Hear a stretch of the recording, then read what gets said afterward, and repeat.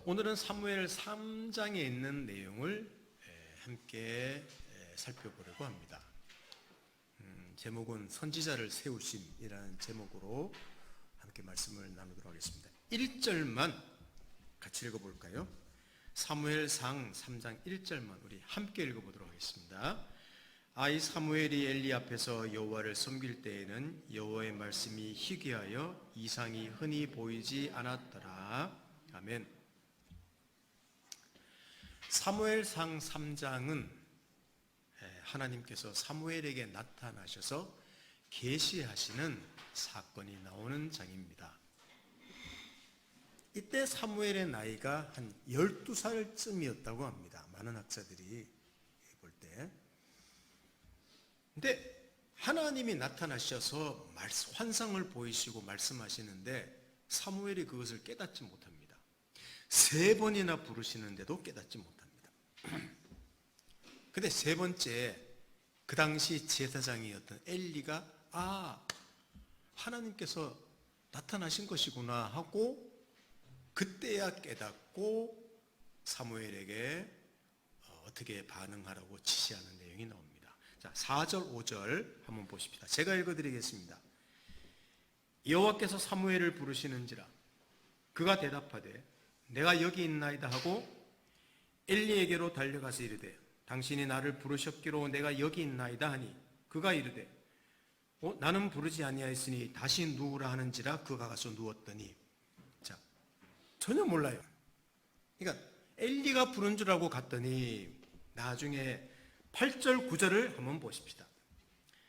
여호와께서 3번째 사무엘을 부르시는지라 그가 일어나 엘리에게로 가서 이르되 당신이 나를 부르셨기로 내가 여기 있나이다 하니 엘리가 여호와께서 이 아이를 부르신 줄을 깨닫고 그때야 깨닫죠.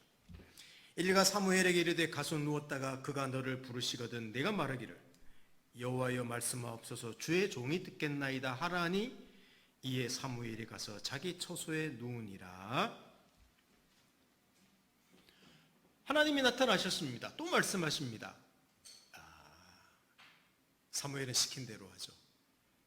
엘리 제사장 가문에 대한 하나님의 심판을 사무엘에게 이야기해 주는 장면이 사무엘상 3장에 있는 내용입니다. 자세하게 설명은 오늘 드리지 않습니다. 자, 그러면 이 3장에 나오는 사건은 어떤 의의를 가지고 있겠습니까? 어떤 의미를 가지고 있을까요?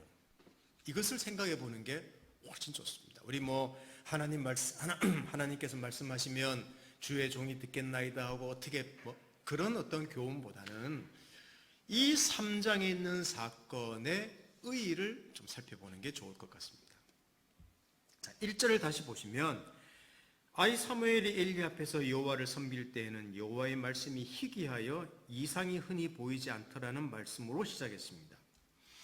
하나님은 자기의 뜻을 자기 사람들을 통해서 계시하시는데 그 계시가 거의 없을 정도로 암울했던 시기가 그 당시였다는 겁니다.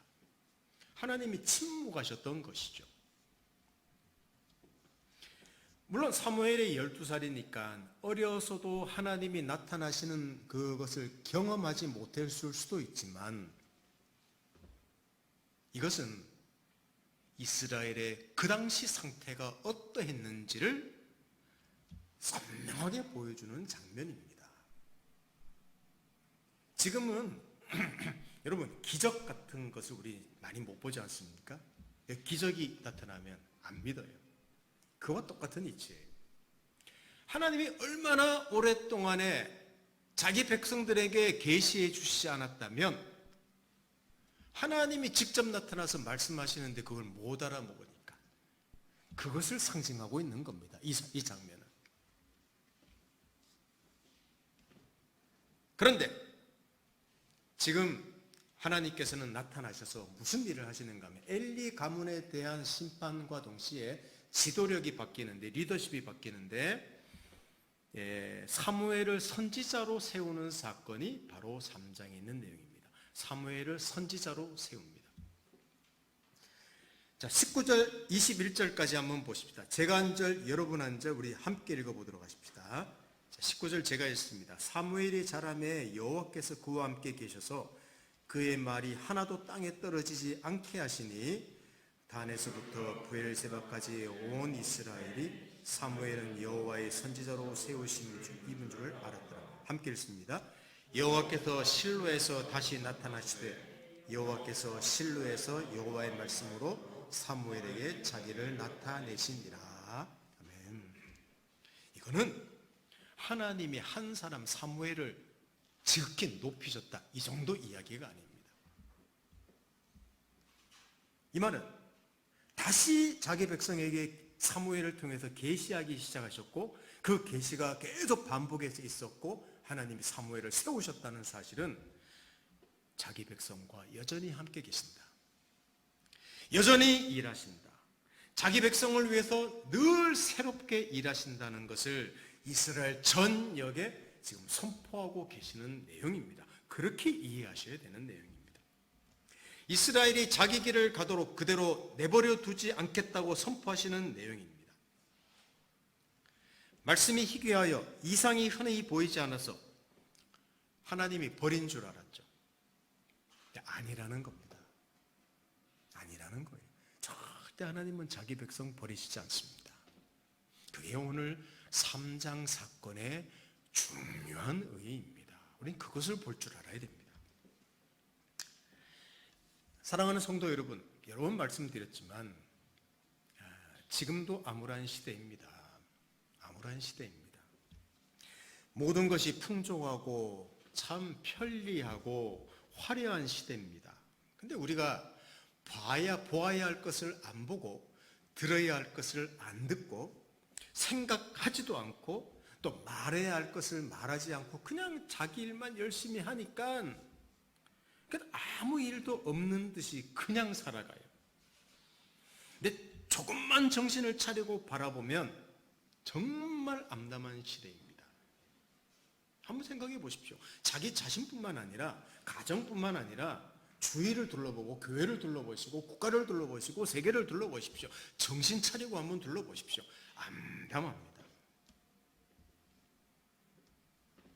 제가 저는 매일 성경으로 경건의 시간을 하는데 며칠 전부터 룻기라는 성경을 묵상했었습니다. 근데 룻기는 사사기 다음에 있고 사무엘상 앞에 있는 성경 아닙니까? 그 사이에 있는 성경입니다. 그러니까 시대는 사사기 시대에 일어났던 일입니다. 그 암울한 시대에 사사기의 내용은 여러분들이 잘 아시죠? 계속 반복해서 반역이 일어났던 그런 시대 아닙니까? 이 사사기 시대에 이 세상의 한 구석에서 일어난 이름도 없고 가진 것도 없는 또 너무 살기가 힘들어서 이주를 했죠. 모압 땅으로 이주한 한 가정, 그러나 폐가 망신한 한 가정에 대한 이야기가 룻기입니다. 아무도 주의를 기울여 주지 않습니다. 아니, 주의를 기울일 필요도 없는 사람들 이야기입니다. 아이고, 누가 이사하랬니? 그냥 고향에서 살지. 고 봐. 이사했더니 하나님께 저주받아, 심판받았지. 그런 이야기처럼 들리는 내용이 룻기예요. 근데 그런 내용이 성경에 기록되어 있습니다. 여러분 룻기 내용들을 아시는 분들도 많으시겠지만 룻기를 읽어보면 이번에 또 읽으면서 묵상하면서 저는 깜짝 놀랐습니다. 이미 알고 있지만 그 비참해 보이는 한 가정에 대한 이야기 안에 세상에 하나님의 자비와 은혜가 그냥 마구마구 부어져서 넘치고 있다는 거예요. 은혜라는 말이 도대체 무슨 말인지, 하나님이 자기 백성을 위해서 그 끊임없이 자비를 베푼다는 의미가 무엇인지를 넘치도록 보여주는 내용이 뭐냐면 룻기라는 성경이었습니다. 그 암울한 시기에도 제가 왜 은혜가 넘친다고 하는가 하면 암울한 시대에도 실패한 나옴이라는 여인도 다 믿음으로 행합니다. 이방 며느리 룻이라는 여인도 믿음으로 행합니다. 보아스라는 가까이 있는 친척도 믿음으로 행합니다. 왜? 믿음으로 살지 않는 시대에 믿음으로 행하는 사람들이 있다는 거예요. 그런데 그런 시대에 하나님께서 사람들을 위한, 아니 이스라엘 자기 백성들을 위한 구원의 일을 이 가정 안에서 일하시는 내용이 담긴 것이 룻기라는 내용입니다. 룻기는 사사들이 치리하던 때라는 말로 시작을 합니다. 그런데 어떤 말로 마무리하는가 하면 다윗을 낳았더라라는 내용으로 마무리를 해요. 그러니까 사사들이 치리하던 때라는 말은 암울한 시기에라고 시작해서 다윗을 낳았더라는 족보 이야기로 마치는 말은 하나님께서 온 세상을 구원하는 일을 그 가정에서 그 조그만 보잘것없는 몇 사람들을 통해서 자기를 하신다는 그 은혜를 보여주시는 것이죠. 그렇습니다. 제가 왜 룻기 이야기를 오늘 설교하다가 잠깐 이야기하는가 하면 우리 인생에 한 뼘도 낭비하지 않으시고 모든 것을 합력하여 선을 이루시고 그게 그 하나님께서 오늘 엘리가 제사장으로 있으며 그 자녀들은 허랑방탕하고 방탕하고 하나님을 모욕하고 멸시하고 하는 그 시대일지라도 하나님은 사무엘이라는 사람을 또 세워서 자기를 하신다. 그게 이 사무엘 3장에 그냥 구구절절히 담겨져 있다는 사실입니다. 사랑하는 성도 여러분, 지금도 여전히 일하시죠. 지금도 하나님의 자비와 은혜는 넘치고 있습니다. 지금도 사람들을 세우시고 그리스도 안에 그들 안에서 열심히 일하십니다. 믿음으로 살아가는 우리들 안에서도 하나님은 여전히 일하십니다. 그러니 예수 그리스도를 주로 고백하는 사람은 절대로 망할 수 없다는 사실. 그러므로 우리의 인생을 기대해야 된다는 것, 우리의 약점을 넘어서 하나님이 일하신다는 사실로 오늘 예배 시간에 다시 한 번 더 우리가 감격해야 되는 것입니다. 그게 오늘 성경에 기록되어 있는 것이죠. 그런데 사무엘을 선지자로 세우시면서 하시려는 일이 무엇일까? 그가 한 가지만 더 나눠보도록 하겠습니다. 하나님이 사무엘이라는 사람을 통해서 하시려는 일이 무엇일까? 네, 사무엘이 사무엘상의 전반부의 중요한 인물인데 3장까지만 사무엘 이야기 나오고 4, 5, 6장에 사무엘 이야기가 나오지 않습니다. 그리고 이스라엘이 블레셋이라는 나라에 패배하고 엘리의 아들들이 또 방탕한 이야기, 또 다음에 이제 살펴보겠지만 그런 이야기들이 계속 나와요. 그러다가 7장에 이런 이야기가 나옵니다. 자, 7장 13절과 15, 16절을 한번 보십시다. 자, 13절은 제가 읽고 15, 16절은 우리 여러분들이 한번 읽어보십시오. 이에 블레셋 사람들이 굴복하여 다시는 이스라엘 지역 안에 들어오지 못하였으며 여호와의 손이 사무엘이 사는 날 동안에 블레셋 사람을 막으심에 시작 사무엘이 사는 날 동안에 이스라엘을 다스렸으되 해마다 베델과 길갈과 미스바로 순회하여 그 모든 곳에서 이스라엘을 다스렸고 이렇게 나옵니다. 이게 사무엘 이야기가 7장부터 또 시작됩니다. 사무엘은 이스라엘을 다스리는 사사 역할도 합니다.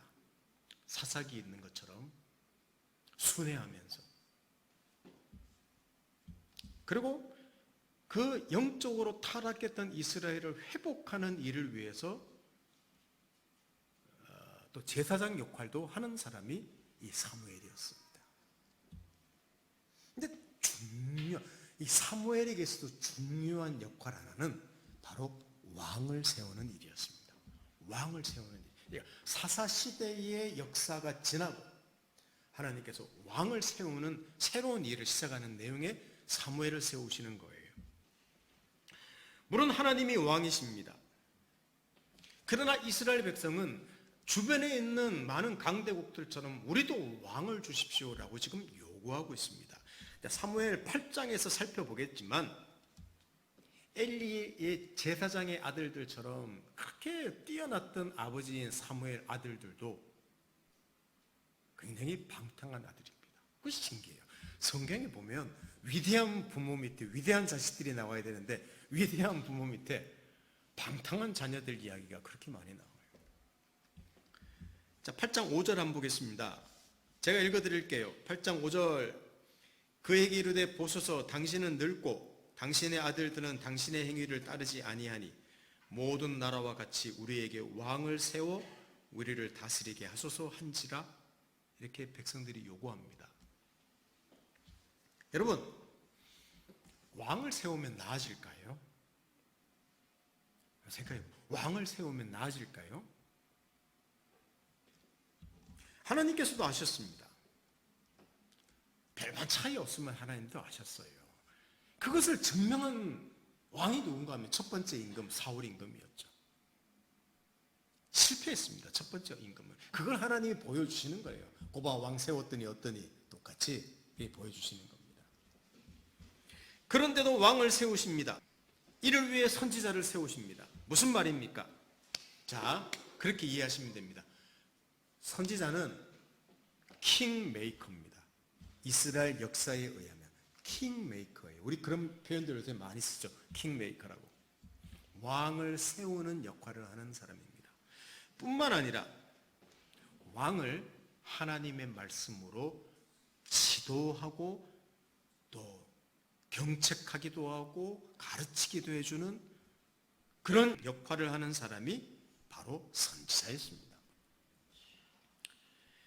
이스라엘의 왕은 세상에 있는 수많은 그 권력들과 다르다는 것을 하나님이 말씀하시는 것이죠. 절대 권력이 아니었습니다. 하나님의 권세 아래서, 하나님의 말씀의 권세 아래서 항복하여 순종해서 나라를 다스린 하나님의 왕권을 그대로 보여주는 왕이 누구냐? 인간 왕이라는 것을 누구를 통해서? 선지자를 세워서 그것을 보여주시는 거예요.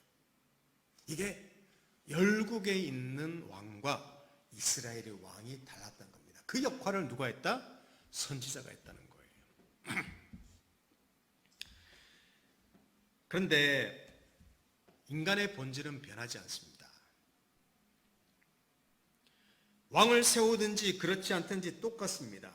중요한 게 뭡니까? 왕을 세우든 안 세우든 우리가 하나님 말씀에 순종하느냐 안 순종하느냐, 그게 중요하지 않습니까? 그게 중요한데 사람들을 왕을 요구하는 거예요. 그러니까 비록 실패했고 많은 약점을 가졌음에도 불구하고 결국은 하나님 앞에 항복하고 또 말씀에 순종하는 대표적인 인물, 두 번째 임금 다윗 임금이었습니다. 이걸 사울과 다윗을 통해서 선명하게 대비시키고 있습니다. 성경은. 그렇습니다. 지금도 마찬가지입니다. 모든 것이 진보되었다고 해도 인간의 본질은 변하지 않습니다. 선지자를 통해서 왕을 세우시고 왕을 주시기 전에 선지자를 먼저 주신 하나님의 의도를 우리는 이해해야 합니다. 물론 선지자를 세운다고 해서 또 문제가 해결되는 것만은 아니었습니다. 그래도 왜 인간의 약점 때문에 또 왕들 세워도 이스라엘은 타락했을지라도 하나님의 일하심은 변함이 없습니다. 어떤 일하심? 사람을 향한, 어떻게 해서라도 자기 백성을 하나님 말씀 앞에 순종하게 만들어서 복받는 백성을 만드시려는 하나님의 열심과 그 고집스러운 사랑은 왕을 세우기 전에 선지자를 주셔서 또 그 일을 하시는 것은 변함이 없습니다. 이게 하나님의 일하심이었습니다. 여러분, 지금도 우리는 강력한 지도력을 요구하죠. 그렇지 않습니까? 강력한 지도를 요구합니다. 네, 뭐 좋은 지도자만 되면 유토피아가 올 것처럼 기대를 많이 합니다. 기대는 해야죠. 네, 물어보십시다. 여러분, 우리나라를 한번 보십시다. 대통령 바뀌고 정권이 바뀌었다고 하나님의 공의, 아니 하나님 자 뺍시다. 그냥 공의와 선과 덕과 아름다움을 이룬 사람이 있습니까 진짜? 응? 한번 생각해 보십시오. 백성을 끝까지 섬긴 사람이 있습니까? 다 국민을 위한다고 했는데 국민 위한 사람이 있습니까? 저는 한 사람도 못 봤습니다. 초심이라도 지킨 사람이 있습니까? 없습니다. 어렵습니다. 아니, 거의 불가능합니다. 그래서 또 새로운 인물을 요구합니다. 그러면서 또 기대합니다. 또 요구합니다. 기대합니다. 이게 우리네 인생이에요. 그리고 역사예요. 물론 우리는 신정 정치가 아니기 때문에 선지자가 없습니다. 그렇지 않습니까? 근데 어떤 사람들은 교회가 선지자 역할을 해야 된다고 막 나서서 뭐 정권에 개입하고 뭐 이래라 저래라 그러고 뭐 그러라고 있는 게 아닙니다.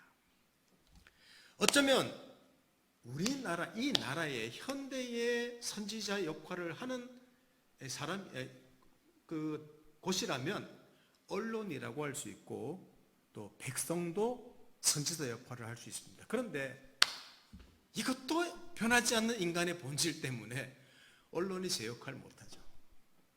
여러분, 언론만 이렇게 잘 뭐 네이버 뉴스라든지 다음 뉴스라든지 이것만 보면요, 사람 병듭니다.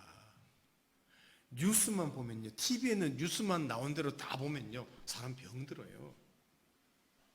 그거 정확하지 않습니다. 제가 뭐 오늘 목사가 그런 뭐 이야기를 하려는 게 아니라 그게 인간의 모습이라는 겁니다. 백성들은 살 길이 바쁩니다. 몇몇 그래도 제대로 된 언론이나 관심 있는 시민단체가 목소리를 내지만 눈 하나 깜빡하지 않습니다. 아니, 교회의 지도자가 되어도 하나님 말씀을 듣지 않는 경우가 많은데 여러분, 세상 권력이야 오죽하겠습니까? 쉽지 않습니다. 저는 우리 그리스도인이 누구를 비판하는 것, 그걸 지금 말하는 게 아니에요. 자, 마태복음 7장 3절을 한번 보시면 이런 말씀이 있습니다. 어찌하여 형제의 눈 속에, 우리 같이 읽어봅시다. 시작. 어찌하여 형제의 눈 속에 있는 피는 보고 내 눈 속에 있는 들보는 깨닫지 못하느냐. 이건 단순히 비판하지 말라고 예수님 말씀하신 게 아니라 인간은 똑같단다, 그것을 말씀하시고 있다고 저는 생각합니다. 인간은 똑같단다. 우리 그리스도인은 늘 이 사실을 인정해야 합니다. 그래서 그리스도인이 대통령이 되어야 된다고 야단 법석 떨지 맙시다. 또 제발 교회 안에서 누가 대통령이 되어야 된다고 설교하지도 맙시다. 그런 사람들이 있답니다. 우리 그리스도인이 교회가 먼저 하나님 그 권위 앞에서, 하나님 말씀 앞에서 순종하는 자가 되는 게, 이게 가장 중요한 일이에요. 우리에게는. 우리 교회가 무슨 선지자 역할을 한다고 막 나서서 태극기 흔들고 그러라고 있는 게 아니라, 물론 필요는 합니다만 저는 그것을 말씀드리고 싶지 않습니다. 먼저 믿는 우리 그리스도인들이 하나님의 공의와 선과 덕과 아름다움을 드러내는 자가 되는 것, 이게 그리스도인의 목소리를 내는 첫 번째 일이고, 아니 그걸 못하겠습니까? 잘 안 됩니까? 그러면 금식하며 기도라도 하십시오. 그거라도 하십시오. 그것도 잘 안 됩니까? 그러면 혼자라도 정직하게 살면 되는 거예요. 이게 가장 중요한 거예요. 누가 대통령 돼야 된다, 누가 뭐 지도자 돼야 된다, 뭐 세상 나라가 망한다, 온갖 이야기, 뭐 빨갱이 된다, 뭐 보수가 어떠니, 이런 이야기 하기 전에 내가 하나님 말씀에 굴복하는 것, 내가 정의롭게 살고, 내가 정직하게 살고, 내가 나라를 위해서 금식하고, 이게 우선이 되어야 될 줄 압니다. 이게 교회의 사명이에요. 이게 선지자의 일이에요. 저는 오늘 말씀드리지만 정치를 하지 말라는 말도 아닙니다. 정치에 관심 가져서는 안 된다는 말도 아닙니다. 정치에 반드시 관심을 가져야 됩니다. 여러분, 하나님을 왕으로 모신 사람들도 형편없는데 어떻게 세상에서 공의로운 지도자를 바라겠습니까? 우리 교회들도 온갖 탐욕으로 얼룩져 있는데 어떻게 세상에 있는 사람들이 자기 자녀 문제라도부터 시작해서 탐욕? 그거는 어쩌면 미안합니다, 정상적인지도 모릅니다. 역사는 그것을 계속 보여줬습니다. 어쩌면 우리 그리스도인들보다 더 나아 보이는 사람들이 세상에 많을지도 모릅니다. 훨씬 정직하고 법 없이도 살 수 있다는 사람, 인격도 좋고 지식도 많은 사람이 세상에는 훨씬 많아요. 하나님의 사람들이라고 성숙한 게 아니거든요. 근데 오늘 말씀드리려는 요점, 다른 점이 있다는 거예요. 다른 걸로는 하나님 사람의 독특함을 보일 게 없습니다. 다른 걸로는 우리 기독교가 독특하다는 것을 보일 수 있는 게 없어요. 선지자 역할을 할 수 있는 게 없어요. 뭐가 있는가 하면, 소망이 있다면 우리는 하나님 말씀을 듣고 있다는 사실입니다. 이게 사실은 가장 큰 우리의 독특함입니다. 하나님을 조금이라도 두려워하고 있다는 거예요. 백성을 두려워한다? 미안합니다. 개뻥입니다. 우리는 하나님을 두려워하는 사람입니다. 이게 하나님 믿는 사람들의 독특함입니다. 그리고 자기가 죄인임을 인정합니다. 주일에 눈을 비비고 일어나 예배드리러 나온다는 사실입니다. 예배 시간에 졸더라도 나와서 조는 거예요. 이게 그리스도인의 독특함입니다. 어쩌다 사고를 당합니다. 그러면 아이 재수 더럽게 없네 이렇게 말하지 않고 무슨 죄 지은 게 없나 이렇게 말하는 사람이 그리스도인이라는 겁니다. 그게 독특함이죠. 물론 꼭 그런 것만 아니거든요. 그런 생각들을 많이 한다는 것입니다. 바로 여기에 저는 희망이 있다고 생각합니다. 왜? 조금이라도 하나님을 두려워하는 사람들이 바로 교회와 하나님의 사람들이 이어야 하기 때문이죠.